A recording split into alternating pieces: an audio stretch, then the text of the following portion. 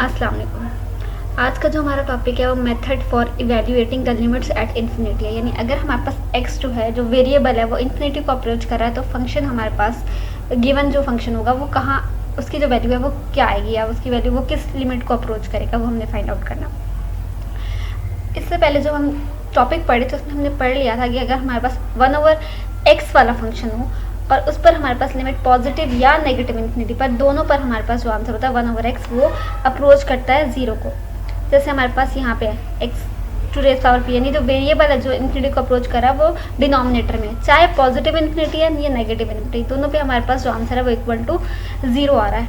अब यही चीज़ हमने सवालों पे या क्वेश्चन पे या एग्जाम्पल्स पे अप्लाई करनी है। Limit x approaches positive infinity 5 into x to raise power 4 minus 10 into x square plus 1 divide by minus 3x cube plus 10x square plus 50। अब हम देखेंगे जो हमारे पास डिनोमिनेटर में वेरिएबल का मैक्सिमम पावर होगी वो हमने न्यूमरेटर और डिनोमिनेटर दोनों से डिवाइड कर देंगे। यानी अगर आप देखो तो यहाँ पर मैक्सिमम पावर क्या है, x क्यूब हमने न्यूमरेटर से भी डिवाइड कर देनी है और डिनोमिनेटर से भी डिवाइड कर देनी है। यहाँ पर हमारे पास 5x to the power divide by x cube आएगा तो हमारे पास x क्यूब और x4 माइनस 3 हो जाएगा, क्यूब का 3 जो ऊपर आकर माइनस 3 हो जाएगा, ये आ जाएगा 5x। इसी तरह अगर हम यहाँ पर x क्यूब से डिवाइड करेंगे तो x स्क्वायर और x क्यूब खत्म होकर 10/x रह जाएगा। इसी तरह यहाँ 1/x क्यूब आ जाएगा, यहाँ से x क्यूब डिवाइड होकर माइनस 3 रह जाएगा, यहाँ पर 10 डिवाइड बाई x आ जाएगा प्लस 50x क्यूब आ जाएगा। अब जब हमारे पास डिवीजन में वेरिएबल चला जाता है तो जब हम इन्फिनिटी पुट करते हैं तो आंसर 0 आ जाता है। लेकिन ये जो 5 रह गया, एक 5 उधर अगर हम पुट करेंगे इन्फिनिटी तो ये डिवीजन में नहीं है बल्कि ये ऊपर आपके 5 के साथ मल्टीप्लाई हो रहा है। अब यहाँ डायरेक्टली जब हम इन्फिनिटी पुट करेंगे तो यहाँ पर इन्फिनिटी ही आएगा, यहाँ पे इन्फिनिटी आ जाएगा माइनस 10/x, यानी जो x है वो डिनोमिनेटर में चला गया, इस पे लिमिट लेंगे तो समथिंग ओवर इन्फिनिटी है 0 आ जाएगा। नेक्स्ट ये वाला भी हमारे पास, क्योंकि डिनोमिनेटर में हमारे पास x, यहाँ पे भी 0 आ जाएगा, ये -3 रह जाएगा, यहाँ पर 0 आ जाएगा, यहाँ पर भी 0 आ जाएगा। लेकिन ऊपर जो है वो इन्फिनिटी में प्लस माइनस 0 खत्म हो जाएंगे, इन्फिनिटी डिवाइड बाय समथिंग का भी आंसर इन्फिनिटी आएगा। यानी इन्फिनिटी किसी नंबर से मल्टीप्लाई हो जाएगा, किसी को डिवाइड कर देगा, किसी में ऐड कर दे हो जाएगा, किसी में सब्ट्रैक्ट हो जाएगा, आंसर जो होता है वो इन्फिनिटी ही आता है। तो ये हमारे पास इन्फिनिटी आ जाएगा। यानी हमने ट्राई किया कि क्योंकि अगर आप डायरेक्टली देखो, अगर डायरेक्टली आप लिमिट पुट कर देते इन्फिनिटी वाली तब भी आपके पास आंसर जो था वो इन्फिनिटी आना था, लेकिन हमने उसको डिवाइड करके यानी ऊपर वाले मेथड अप्लाई करके भी देख लिया तब भी हमारे पास इसकी लिमिट नहीं आ रही, इसका आंसर जो है वो इन्फिनिटी ही आता है। नेक्स्ट हमारे पास क्वेश्चन है evaluate limit x approaches negative infinity 4x to raise power 4 minus 5x cube divide by 3x to raise power 5 plus 2x square plus 1. Since x less than 0, so dividing up and down by -5 to raise power 5 is equal to -x5. अब जब हमारे पास infinity negative होगी तो हम क्या करेंगे, जो variable है उसको भी माइनस से मल्टीप्लाई करके ही डिवाइड करेंगे। यहाँ पर लिमिट नेगेटिव है, x लेस देन यानी लिमिट आएगी उसकी लेस देन 0 आ जाएगी, तो हमने यहाँ पर x को भी -x देना है। जो आपकी पावर आपने वही लेनी है जो आपके पास यहाँ थी, x टू रेज पावर 5, यानी यही हमने डिवाइड भी करना न्यूमरेटर से और डिनोमिनेटर से भी। लेकिन क्योंकि जो हमारे पास लिमिट नेगेटिव है तो हमने क्या कर देना है, x को नेगेटिव x से रिप्लेस करना है। इसका टोटल आंसर आ जाएगा -x टू रेज पावर 5। फिर हमें हमारे पास आ जाएगा यहाँ पे 4x to raise power 4 minus 5x cube divide by 3x to raise power 5 plus 2x square plus 1। अब यहाँ पर जब हम x to raise power 5 divide करेंगे तो हमारे पास क्या हो जाएगा, 4 है और नीचे 5 है तो एक हमारे पास x नीचे रह जाएगा, डिनोमिनेटर में रह जाएगा। यहाँ 3 है और नीचे 5 है तो डिनोमिनेटर में 2x रह जाएंगे। इसी तरह 5 से ख़त्म होकर यहाँ पे हमारे पास 3 रह जाएगा, स्क्वायर से ख़त्म होकर नीचे 3 रह जाएंगे और 5 से ख़त्म होकर यहाँ 5 रह जाएगा। जो पॉजिटिव टर्म्स थी वो नेगेटिव और जो नेगेटिव टर्म्स थी वो पॉजिटिव हो जाएगा क्योंकि हमने -x5 से divide, x to raise power 5 से। अब ये भी हमारे पास वही a divide by x to raise power p वाला ये 0 आ जाएगा, इसका आंसर भी 0 आ जाएगा, इसका -3 आ जाएगा, यहाँ पे 0 आ जाएगा क्योंकि वेरिएबल जो है वो डिवाइड वाली फॉर्म में है, यहाँ पर भी हमारे पास 0 आ जाएगा। टोटल आंसर हमारे पास 0 समथिंग -3, 0 डिवाइड में -3। अगर ऊपर 0 होता है तो हमारे पास डिवाइड में यानी न्यूमरेटर में अगर 0 हो तो डिनोमिनेटर में कोई भी नंबर हो हमारे पास आंसर जो होता है वो 0 के इक्वल आता है और 0 एक रियल नंबर है। तो इसका मतलब हमारे पास लिमिट फाइंड आउट हो गई है, इस फंक्शन की जो लिमिट है वो 0 है। नेक्स्ट है evaluate limit x tends to negative infinity 2 minus 3x divide by square root of 3 plus 4x square. अब लिमिट जो है नेगेटिव है तो हमने क्या करना है, नीचे अगर आप देखो तो आपके पास x स्क्वायर है लेकिन वो स्क्वायर रूट में है, तो आपके पास अगर देखो तो स्क्वायर रूट x स्क्वायर जो होता है वो x के इक्वल ही होता है। हम नीचे जब डिवाइड करेंगे तो स्क्वायर रूट के अंदर x स्क्वायर डिवाइड करेंगे, मतलब हम square root x square divide कर रहे हैं ऊपर से भी और नीचे से भी। तो स्क्वायर रूट x स्क्वायर जो होता है वो x के इक्वल होता है, ऊपर क्योंकि स्क्वायर रूट नहीं है तो हम डायरेक्टली x डिवाइड कर देंगे, माइनस x से डिवाइड कर देंगे। नीचे क्योंकि स्क्वायर रूट है तो हम यहाँ पे x स्क्वायर डिवाइड करेंगे, वो स्क्वायर रूट के अंदर जाके खुद मतलब स्क्वायर रूट अगर हम कैंसिल आउट करें तो वो x रह जाएगा, लेकिन वो टोटल वैसे हमारे पास x ही होगा। ऊपर और नीचे हमने माइनस x को डिवाइड करना। यहाँ पे हमारे पास क्या हो जाएगा, -2 डिवाइड बाई x, ये -3 होगा वो +3 हो जाएगा, x से कैंसिल और माइनस माइनस प्लस हो जाएगा। स्क्वायर रूट के अंदर जब हम डिवाइड करेंगे तो यहाँ पर हम x स्क्वायर डिवाइड करेंगे, तो ये हो जाएगा 3 डिवाइड बाई x स्क्वायर और यहाँ +4 आ जाएगा। अब हमने लिमिट पुट कर देनी है 0, यहाँ पे आपके पास 3 आ जाएगा, 0 + 4, क्योंकि जब x जो होगा डिनोमिनेटर में होगा तो उसका आंसर 0 आ जाएगा, +3 और ये 4 आ जाएगा। 4 का square root is equal to 3 divide by 2 आ जाएगा। अब यहाँ पर जो नेक्स्ट सेकंड पार्ट है इसका, वहाँ पे लिमिट हमारे पास दी हुई है पॉजिटिव इन्फिनिटी। सेम हमने वही जो पैटर्न है फॉलो करना है जो ऊपर फर्स्ट वाले पार्ट में हमने फॉलो किया, लेकिन क्योंकि इन्फिनिटी पॉजिटिव पर है तो अब हम नेगेटिव x नहीं लेंगे, अब हम पॉजिटिव x से डिवाइड करेंगे। यहाँ पर भी ऊपर भी हमने पॉजिटिव x से डिवाइड कर दिया और नीचे भी। अब जो पॉजिटिव टर्म्स थी वो पॉजिटिव ही रहेंगी, जो नेगेटिव टर्म्स थी वो नेगेटिव रहेंगी। यहाँ पर जो था वो पॉजिटिव टर्म्स जो थी वो नेगेटिव में और नेगेटिव टर्म्स जो थी वो पॉजिटिव में चेंज हो गई थी, जहाँ पर हमने नेगेटिव इन्फिनिटी वाला लिया था यानी -x से डिवाइड किया था। अभी आ जाएगा 2 divide by x minus 3 divide by x, ये 3x डिवाइड बाई x 3 रह गया। यहाँ पर जब स्क्वायर रूट के अंदर डिवाइड करेंगे तो हम x नहीं x स्क्वायर डिवाइड करेंगे, वो स्क्वायर रूट के अंदर आके खुद ही x के इक्वल ही हो जाता है। 3 divide by x square plus 4, अभी इसको हमने जहाँ पे x डिनोमिनेटर में था वो उसकी लिमिट जो हो जाएगी, लिमिट 2 डिवाइड बाई x जो थी वो इक्वल टू 0 हो जाएगी। यहाँ 3 में कोई x नहीं है, जहाँ पर कोई x नहीं है तो लिमिट इफेक्ट भी नहीं करेगी, क्योंकि लिमिट अप्रोच का जो लिमिट है वो x पर है। जिस टर्म में x नहीं है वो कांस्टेंट है, वो वही आंसर वापस से रिपीट हो जाएगा। जैसे यहाँ पर आपके पास 3 में x नहीं है, जब आप इस पर लिमिट अप्लाई करोगे तो उस पर क्योंकि x नहीं है तो उस पर कोई फर्क भी नहीं पड़ेगा। नीचे हमारे पास क्या आ जाएगा, इसमें हमारे पास x था तो समथिंग ओवर इन्फिनिटी 0 आ जाएगा। 4 में हमारे पास x नहीं है तो 4 एज इट इज वापस रिपीट हो जाएगा। ये -3 था और स्क्वायर रूट 4 हमारे पास 2 आ जाएगा, इसका आंसर -3/2। 3/2 भी रियल नंबर है, -3/2 भी रियल नंबर है, मतलब इन दोनों फंक्शंस की हमारे पास लिमिट आ सकती है। इस फंक्शन की लिमिट जो है वो 3/2 है और ये पॉजिटिव इन्फिनिटी वाले जो फंक्शन है उसकी लिमिट हमारे पास -3/2 है। नेक्स्ट अब हमारे पास कुछ और टाइप्स के फंक्शन है, उस पर लिमिट इवेल्युएट कीजिए। 1 + 1/n to raise power n is equal to e, और जो लिमिट है वो अगर पॉजिटिव इन्फिनिटी है तो उसका रिजल्ट जो है वो e के इक्वल आ जाता है। Binomial theorem, binomial theorem first year की बुक्स में होता है। हमारे पास उसका फॉर्म क्या होती है, अगर हमारे पास है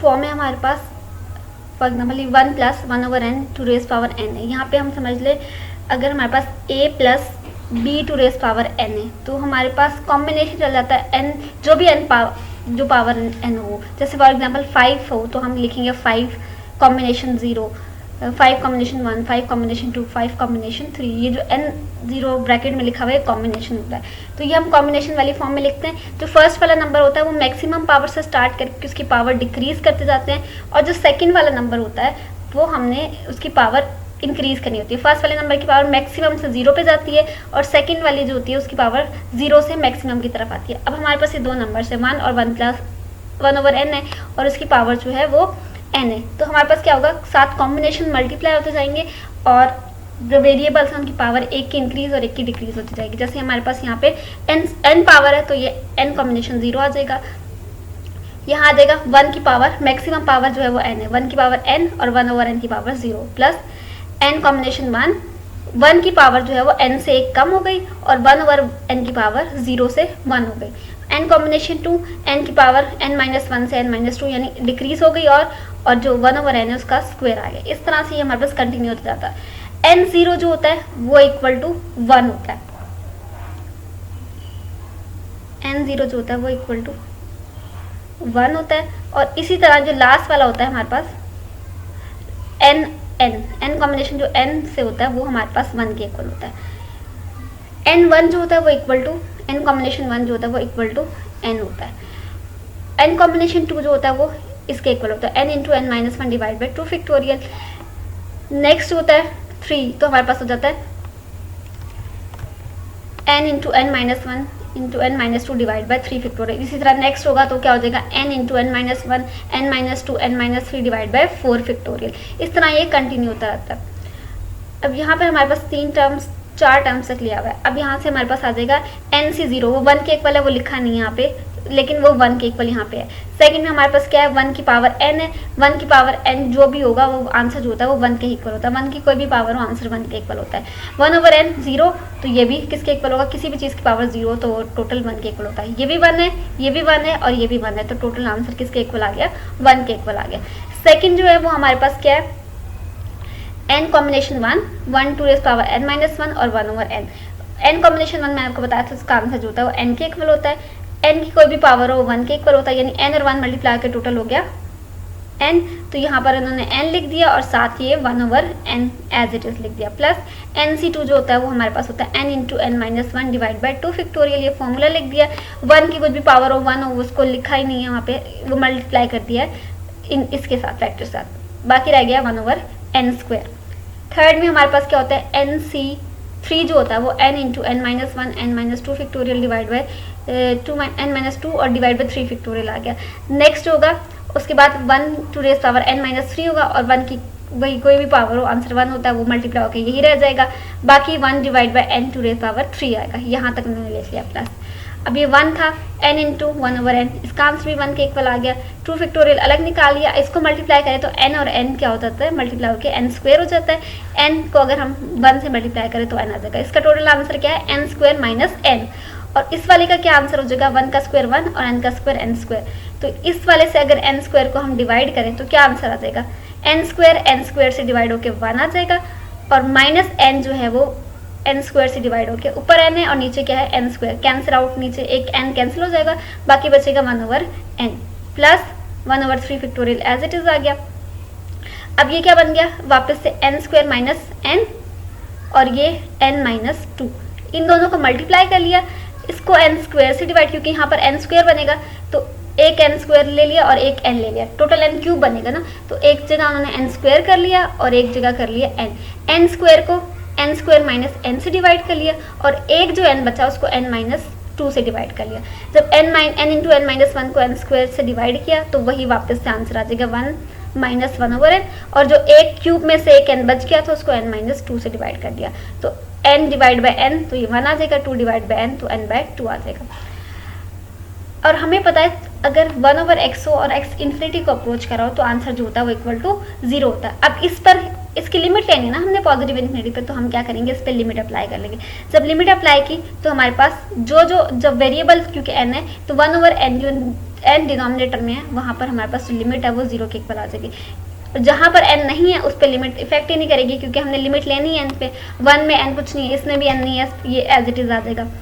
नेक्स्ट हमारे पास क्या है 1 और 1/n, ये 1/n जो है वो 0 हो जाएगा लिमिट अप्लाई हो गया, क्योंकि limit x approaches infinity 1/x is equal to 0 होता है, तो limit n approaches infinity 1/n भी 0 के इक्वल होगा। ये 0 हो जाएगा, अंदर 1 रह जाएगा, 1 को 1/2 से फैक्टोरियल से मल्टीप्लाई किया 1/2 फैक्टोरियल आ गया।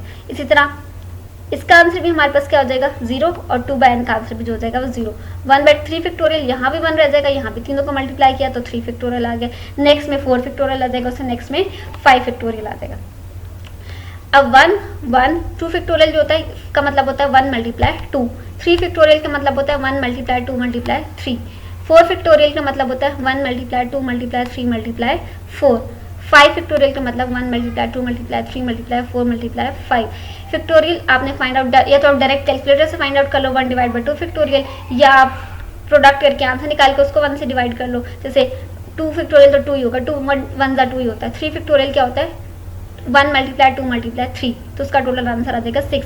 4 फैक्टोरियल 1 मल्टीप्लाई 2 मल्टीप्लाई 3 मल्टीप्लाई 4, तो इसका आंसर आ जाएगा 24। आपकी मर्जी, आप कैलकुलेटर से 1 डिवाइड बाई 2 फैक्टोरियल डायरेक्ट निकालो या इनको मल्टीप्लाई करने के बाद जो आंसर आता है उसको 1 से डिवाइड कर दो। जिस तरह से हम निकालें, यहाँ 1 आ जाएगा, यहाँ पर भी 1 आ जाएगा। 1 डिवाइड बाई 2 0.5, 1 डिवाइड बाई 6 जो होता है वो इसके इक्वल आ जाएगा, इस नंबर के इक्वल। 1 डिवाइड बाई 4 पिक्टोरियल इस नंबर के इक्वल आ जाएगा। और जब ये 4-5 नंबर निकाल के, आपको ज़्यादा नंबर्स निकालने की ज़रूरत नहीं है, 4-5 जहाँ तक भी हमने कैलकुलेट किया बस उतने ही नंबर्स निकाल के हमने उसका आंसर लिख देना है। और 2.7 समथिंग आपके पास आ जाएगा, 2.7182। ये जो रिजल्ट है वो ये जो ई है इसके इक्वल होता है। ये ई एक कांस्टेंट है और इसका आंसर भी 2.718 के इक्वल है। तो मतलब जो हमारा ये आंसर है वो ई के इक्वल है। तो हमारे पास जो लिमिट है x tends to infinity 1 + 1/n भी ई के इक्वल आ जाती है। ये रिजल्ट हमारे पास एक आ गया। इस रिजल्ट को अब आगे हमने क्वेश्चंस में यूज़ करना है, यानी हमारे पास अगर क्वेश्चन में ये इस टाइप की फॉर्म होगी और उस पर लिमिट अप्लाई करनी होगी तो हम डायरेक्ट ई लिख देंगे। नेक्स्ट है, अगर ये चीज़ हमारे पास उलट में हो, यानी इस 1/n की जगह n हो और यहाँ पावर में 1/n हो, तब भी हमारे पास कोई फर्क नहीं पड़ेगा, आंसर यही आ जाएगा। अब यहाँ पर क्या किया, हमें पता है limit x approaches infinity 1 + 1/n to raise power n is equal to E के इक्वल होता है। ये भी हमने रिजल्ट पढ़ लिया। इस रिजल्ट को हम थोड़ा मॉडिफाई कर लेंगे। n की जगह हमने क्या कर दिया 1/x और 1/n की जगह x पुट कर दिया, तो हमारे पास आ जाएगा। अब ये भी है कि अगर आपके पास यहाँ पर आप देखो, अगर x अप्रोच करेगा इन्फिनिटी, यानी x की जगह अगर हम इन्फिनिटी पुट करके देखें तो हमारे पास आंसर क्या आता है, n का जो आंसर है वो 0 आएगा। यानी अगर हमारे पास, और इसी तरह अगर आप x को अप्रोच करो, यानी आप x को आपके पास अप्रोच होगा 0 को, तो आपके पास आंसर आ जाएगा 1/0 इज इक्वल टू इन्फिनिटी, दोनों तरह से। यानी अगर n अप्रोच कर रहा है आपके पास यहाँ पर 0 को, तो आपके पास x जो है वो इन्फिनिटी आ जाएगा। और इसी तरह अगर यहाँ पर x अप्रोच करा इन्फिनिटी तो आप n आपके पास क्या आ जाएगा 0 के equal. When x approaches in 0, n जो है वो इन्फिनिटी को अप्रोच करेगा, क्योंकि अब हमने लिमिट्स निकालनी है x में। यानी आप ये पूरा जो पीछे वाला रिजल्ट था वो आपने अब x में चेंज करना है, तो आपको अब लिमिट भी x की चाहिए, अब n की नहीं चाहिए। तो हमारे पास n की लिमिट क्या है, n जो है वो हमारे पास यहाँ पर x नहीं आएगा, सॉरी यहाँ पर n आना है, इसको करेक्ट कर लें।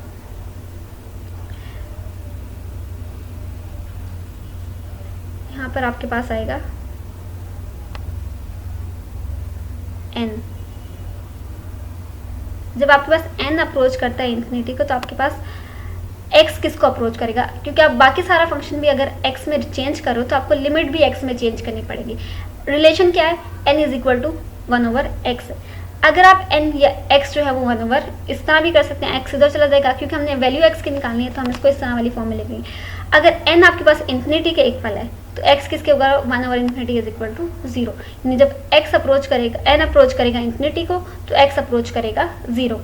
अब हम सारा कुछ चेंज कर लेते हैं। यहाँ पर आपके पास आ जाएगा n जो है वो अप्रोच करे, यहाँ पे भी आपने करेक्ट कर लेना।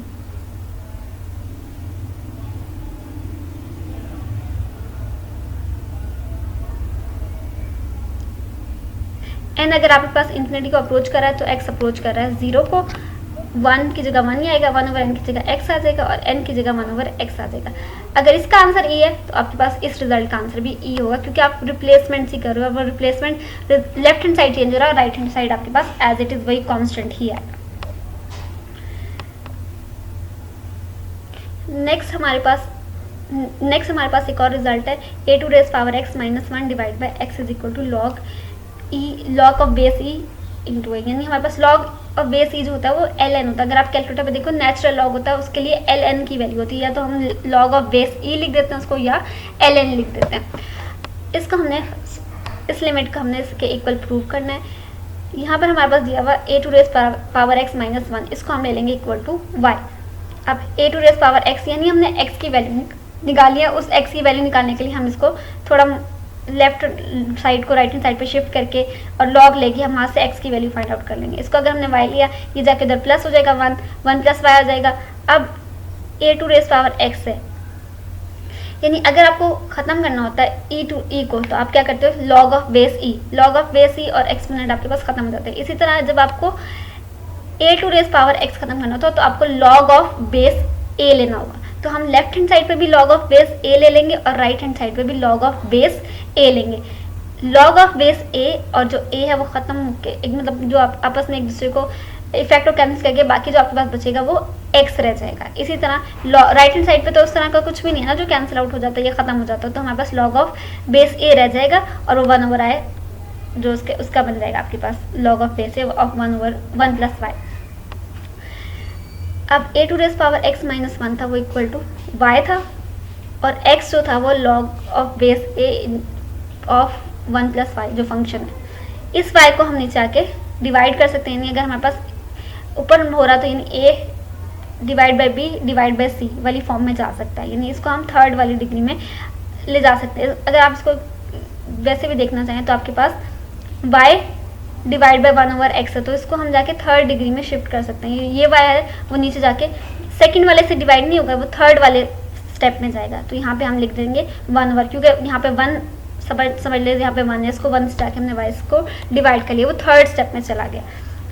अब लॉग की एक प्रॉपर्टी होती है कि अगर हमारे पास कोई नंबर पहले मल्टीप्लाई हो रहा है लॉग से, तो वो उसकी पावर बन सकती है, और जो पावर है वो पहले नंबर मल्टीप्लाई हो सकता है। अब ये हमारे पास लॉग से पहले नंबर मल्टीप्लाई हो रहा है, तो लॉग का जो पावर रूल है उसके अकॉर्डिंग इस 1/y को हम जाके जो लॉग जिसका हम ले रहे हैं जिस नंबर का, उसकी पावर बना सकते हैं। तो यहाँ हमने 1/y पावर बना ली। ऊपर हमने जो रिजल्ट पढ़ा था 1/x plus 1 plus X to raise power 1/x x approaches 0 is equal to E के इक्वल होता है। तो अगर हम y पर लिमिट ले लें 0, हमने यहाँ y पे लिमिट ले ली है y अप्रोचेस 0, तो उसके अकॉर्डिंग चाहे x हो या y हो, वेरिएबल चेंज हो रहा है, नेम चेंज हो रहा है, लेकिन रूल तो वही रहेगा। तो अगर y approaches 0 log a base हो 1 प्लस वाई टू 1/y, तो पावर 1/y, तो हमारे पास क्या आ जाएगा इक्वल टू ई आ जाएगा, यानी इसका अगर हम लेंगे तो यहाँ पे ई बन जाएगा log a ई। और ये भी हमारे पास लॉग का एक रूल होता है कि अब बेस और जो हमारे पास उसके जिसका नंबर का लॉग ले रहे होते हैं, अगर उसको 1 से यानी डिवीजन से ऊपर शिफ्ट करें तो वो आपस में रिप्लेस हो जाता है। यानी अगर हम a का लॉग ले रहे हैं और बेस e, तो हमारे पास क्या होगा, जो बेस होगा उस नंबर से रिप्लेस हो जाएगा। अब ये e यहाँ पर आ जाएगा और a जो है वो नंबर वाली फॉर्म में चला जाएगा। तो ये इसका रिजल्ट यही हमने प्रूव करना था। अब इससे एक और डिडक्शन, एक और रिजल्ट हम निकाल सकते हैं। जो पूरा रिजल्ट हमने a के लिए प्रूव किया वो हम e के लिए प्रूव कर सकते हैं, यानी जहाँ पे हमारे पास a बेस है वहाँ पर अब हमने e ले लेनी है। हमें पता है limit x approaches 0 a to raise power x minus x divide by x is equal to log of base e of number a। तो ये हमारे पास एक रिजल्ट प्रूव है और ये हम अभी प्रूव किया है। इस रिजल्ट में अगर हम a की जगह e पुट करते हैं तो हमारे पास क्या बन जाएगा, limit x approaches 0 e x minus 1 divide by x is equal to log e log of e, यानी लॉग जो है उसका बेस भी है और जो नंबर है वो भी है। अब वही जो रिजल्ट होता है हमारे पास, यानी ये जो लॉग होता है एल नेचुरल लॉग होता है, नेचुरल लॉग और जो ई जो एक्सपोनेंट है ये आपस में एक दूसरे को खत्म कर देते हैं। ई और नेचुरल लॉग जो है आपस में खत्म हो जाता है और रिजल्ट जो होता है वो 1 के इक्वल आ जाता है। ये जो लॉग ऑफ बेस ई होता है वो कैलकुलेटर में एल एन वाली फॉर्म में लिखा होता है। अगर आप एल एन और कैलकुलेटर में ई भी गिवन होता है, एल एन ई लिखोगे तो आपके पास रिजल्ट जो होता है वो इक्वल टू 1 ही आएगा। यानी एक दूसरे का ये जैसे समझ लें मल्टीप्लिकेटिव इनवर्स वाली फॉर्म में ना, कि एक दूसरे को इनका आंसर जो है प्रोडक्ट करें तो आंसर जो होता है वो 1 के इक्वल हो जाता है। अब ये कुछ रिजल्ट्स हैं इंपॉर्टेंट। ये एक्सपोनेंशियल यानी ई टू रेस पावर एक्स, अगर इस पर हम लिमिट लें x अप्रोचेस इन्फिनिटी तो उसका आंसर जो होगा वो इन्फिनिटी आएगा, क्योंकि पावर में पावर लेंगे तो नंबर बड़ा ही होता जाएगा। e क्योंकि हमारे पास 2.7 हमने पढ़ा है। अब 2 पॉइंट्स अगर हम 2 का स्क्वायर लेते हैं तो 4 हो जाता है, 4 का स्क्वायर लेते हैं तो हमारे पास नंबर बड़ा, 2 का स्क्वायर लेते हैं तो 4 होता है, 2 का क्यूब लेते हैं तो 8। जैसे जैसे पावर बढ़ती है पॉजिटिव नंबर की वैसे भी नंबर बढ़ता है। ई अभी हमने पढ़ा वो 2.7 समथिंग है, अगर उसकी पावर बढ़ी है तो नंबर भी बड़ा होता जाएगा। अगर पावर अप्रोच करी है इन्फिनिटी को तो नंबर भी हमारे पास जो फंक्शन है वो भी इन्फिनिटी को अप्रोच करेगा। इसी तरह अगर हमारे पास नेगेटिव इन्फिनिटी है तो नेगेटिव यानी माइनस एक्स आएगा, क्योंकि हमने पहले ही पढ़ा था डिवीजन में जब नेगेटिव इन्फिनिटी होता है तो हम एक्स की बजाय माइनस एक्स लेते हैं, तो यहाँ पर भी माइनस एक्स आएगा। तो यहाँ पर अब इसको हम इस तरह से लिख सकते हैं, इसको पॉजिटिव करने के लिए इसको नीचे ले जाके हम minus e to raise power यानी पॉजिटिव को हम नेगेटिव में चेंज कर देंगे, क्योंकि जो हमारे पास लिमिट है वो भी नेगेटिव इन्फिनिटी को अप्रोच करेगी तो जो फंक्शन है वो भी नेगेटिव वाली फॉर्म में ही हम इसको लिख लेंगे। अब अगर हमारे पास ये ई जो है वो नीचे डिनोमिनेटर में है और 1/इन्फिनिटी आंसर आता है, क्योंकि यहाँ पर हमारे पास आंसर अगर हम एक्स ई जो है वो चाहे नेगेटिव नंबर है हमारे पास आंसर बड़ा आएगा। अब यहाँ एक्स की जगह अगर आप नेगेटिव इन्फिनिटी या नेगेटिव कोई नंबर पुट करोगे तो आपके पास इन्फिनिटी को ही अप्रोच करेगा। जहाँ जैसे यहाँ पे पॉजिटिव में इन्फिनिटी को अप्रोच करा, इसी तरह यहाँ से नेगेटिव नंबर्स पुट करके भी इन्फिनिटी को ही अप्रोच करेगा। तो 1/इन्फिनिटी जो होगा वो 0 को अप्रोच करेगा। यानी ई टू रेस पावर एक्स अगर आपके पास पॉजिटिव इन्फिनिटी के साथ है तो उसका आंसर जो होगा वो इन्फिनिटी आएगा, इसका फंक्शन की लिमिट भी इन्फिनिटी आएगी। अगर वो आपके पास नेगेटिव इन्फिनिटी एक्स अप्रोच कर रहा है तो आपके पास जो फंक्शन होगा उसका आंसर जो है वो 0 के इक्वल आएगा। Limit x approaches positive and negative infinity a/x is equal to 0, ये हमारे पास हमेशा 0 के ही इक्वल आएगा। अब ये रिजल्ट हमने पढ़े, नेक्स्ट लेक्चर में हम इनसे रिलेटेड एग्जाम्पल्स करेंगे और आज के लिए हमारा टॉपिक जो है यहाँ पे एंड हो जाता है।